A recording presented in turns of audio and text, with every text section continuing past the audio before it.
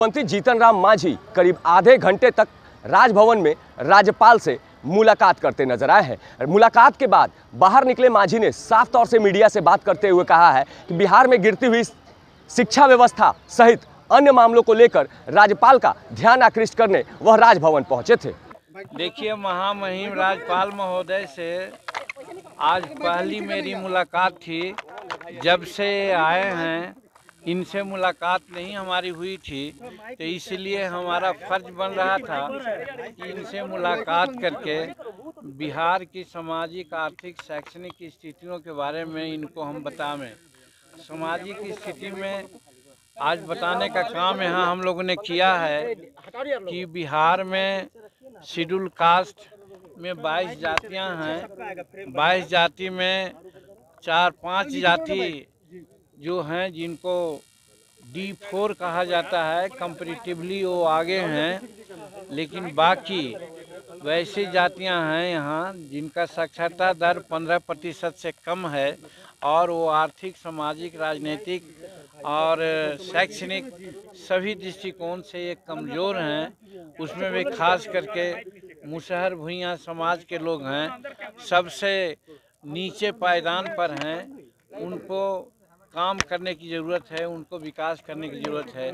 फिर शिक्षा पद्धति पर भी बात हुई कि शैक्षणिक स्थिति यहाँ का ये है कि सरकारी विद्यालय में पैसे तो लग रहे हैं और काफ़ी बजट भी है, लेकिन जो शिक्षा का स्टैंडर्ड है सरकारी विद्यालयों में वो उचित नहीं है। इसलिए कि यहाँ प्राइवेट विद्यालय में सब अपने बच्चों को पढ़ाना चाहते हैं। यहाँ तक के कि जो सरकारी विद्यालय के मास्टर हैं वो भी अपने बच्चों को प्राइवेट विद्यालय में पढ़ाते हैं।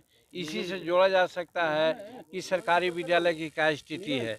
ये महामहिम को बताने का हमने कोशिश किया और महामहिम ने इस पर अपनी सहमति जताई और हमने कहा कि शिक्षा जगत में बहुत सुधार की आवश्यकता है।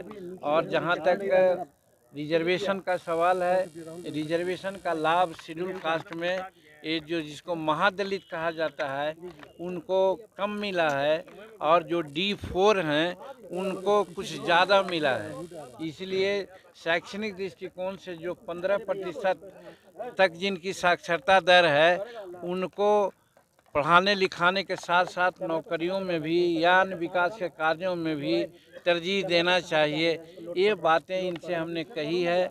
और फिर एक विद्यालय है अक्षयवट महाविद्यालय महुआ में, उसमें एक शेड्यूल कास्ट के जो हमारे प्रिंसिपल हो सकते हैं या होना है और अभी पदस्थापित हैं, लेकिन कुछ लोग नाजायज़ वो इस कॉलेज सर्विस कमीशन के आदेश और निर्देश के विरुद्ध भी जा कर के उनको हटाने का काम करना चाहते हैं। इस पर भी उनसे हमारी बात हुई।